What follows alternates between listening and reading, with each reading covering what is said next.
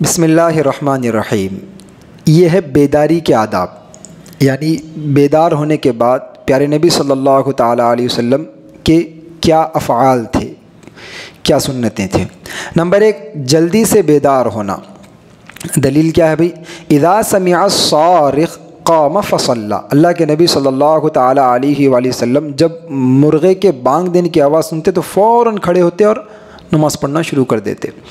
यानी होता ये कि भाई हमारे पास नींद में सोते तो यहाँ से जाके वहाँ सोते। ये मदरसे के बच्चे उमूमन अक्सर मदरसों में दिखने में आता कि भाई, क्योंकि मैं मदरसे की ज़िंदगी से वाकिफ़ हूँ, नहीं मालूम घरों में ये होता नहीं होता। घरों में तो उठाते ही नहीं ना भाई, तो मदरसे में जब उठाते तो हमारे पास क्या चलता है कि भाई यहाँ से उठाए तो वहाँ जाके सोते, वहाँ से उठाए तो वहाँ जाके सोते, वहाँ से उठाए तो वहाँ जाके सोते सोते पूरे स्टेशन पार करके इसके बाद वज़ू खाने में आके वज़ू करते, उसके बाद नींद जाती। उमूमन तो हमारे पास ऐसा ही होता। तो अल्लाह के नबी सल्लल्लाहु ताला अलैहि वसल्लम फरमा रहे, नहीं, नींद से फ़ौरन बेदार होना चाहिए, ये चुस्ती की अलामत है, वरना अगर आप ऐसे करेंगे तो दिन भर आपका सुस्ती ही में जाएगा। नंबर 2, नींद का खुमार उड़ाने के लिए आँखों को मलना। मैं इसकी इंशाल्लाह आगे पूरी सूरत बताता हूँ कि कैसा बेदार होना। नींद का खुमार उड़ाने के लिए आँखों को मलना, यानी नींद जो आँखों में नींद बसी हुई रहती है उसको उड़ाने के लिए।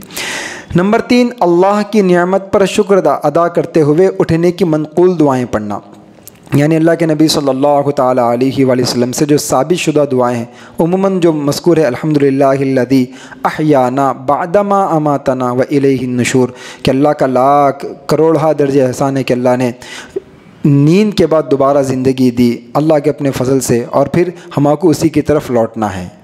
पूरा इस्तेहज़ार के साथ दुआ पढ़ना। नंबर 4, सूरह आल इमरान का आखिरी रुकू पढ़ना, जो सूरह आल इमरान का रुकू है, इन्न फ़ी ख़ल्क़िस समावाति वल अर्दि वख्तिलाफ़िल लैली वन नहारि लआयातिल लिउलिल अलबाब अल्लज़ीना से लेके पूरा आखिर तक सूरह आल इमरान ख़त्म तक वो रुकू पढ़ना। दलील क्या है? अल्लाह के नबी सल्लल्लाहु ताला अलैहि वसल्लम के कौल को इब्न अब्बास रज़ी अल्लाह तआला बयान फरमाते कि अल्लाह के नबी सल्लल्लाहु अलैहि वसल्लम जब नींद से उठते तो फ़ौरन इस रुकू को पढ़ते वज़ू से फ़ारिग़ होने के बाद।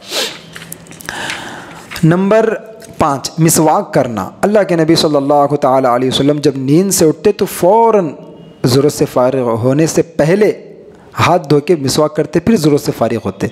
ये प्यारे नबी का मामूल था। फिर वज़ू में अलग मिसवाक करते थे। नंबर 6, दोनों हाथों को पहुँचों तक 3-3 मरतबा धोना। ये जो गट्टे हैं ना उसको क्यों भाई? वजह उसकी ये है कि भाई रात में नहीं मालूम आपका हाथ आपके जिस्म के किस हिस्से पर गुजारा हो, यानी आपका हाथ रात में किसी गलत जगह पर भी पड़ गया हो, उसके क़तरात आपके हाथ में लगे हुए रहे हो, फिर वही हाथ आप या फिर आप कहीं पर खुजाए हो, या फिर आपका मैल आपके हाथ को लगा, कुछ भी ऐसी हालत में आप लेके जाके अगर डायरेक्ट हाथ अगर पानी में डाल दिए तो सारा का सारा पानी हो सकता नापाक भी हो जाए, क्योंकि अगर गंदगी रही तो, अगर नहीं गंदगी नहीं थी, मैल कुचेल था, तो उससे आप पानी गंदा हो जाता। इस वजह से प्यारे नबी ने एहतियात के तौर पर फरमाया कि नींद से उठते की पहली फुर्सत में दोनों हाथ गट्टों तक धो ले, उसके बाद फिर आगे। इसलिए कि पहले ज़माने में यही होता था कि भाई पानी हाथ डुबा कर लिया जाता था ना, ऐसा उससे तो उस ख़तरे गिर सकते थे। अब ज़माने में तो नल है, फिर भी धो लेना बेहतर है सुन्नत को अदा करने के लिए। नंबर 7, वज़ू करना और उसमें नाक बराबर साफ़ करना। इसके बारे में एक हदीस है, बहुत प्यारी हदीस है। देखिए, अल्लाह के नबी सल्लल्लाहु ताला अलैहि वसल्लम ने फरमाया कि भाई जब तुम में से कोई सोकर उठे तो वज़ू करे और 3 मरतबा नाक साफ़ करे। क्यों? क्योंकि शैतान आदमी के नाक के बांसे पर रात गुजारता है। ये अल्लाह के नबी सल्लल्लाहु ताला अलैहि वसल्लम ने इरशाद फरमाया। ख़ुद बुखारी की हदीस है ये, तो एहतिमाम करना चाहिए। नंबर 8, घर वालों को बेदार करना। घर वालों को बेदार करने में प्यारी हदीस है, फ़जीलत के तौर पे इसको ज़रा मुलाहज़ा फरमाइए।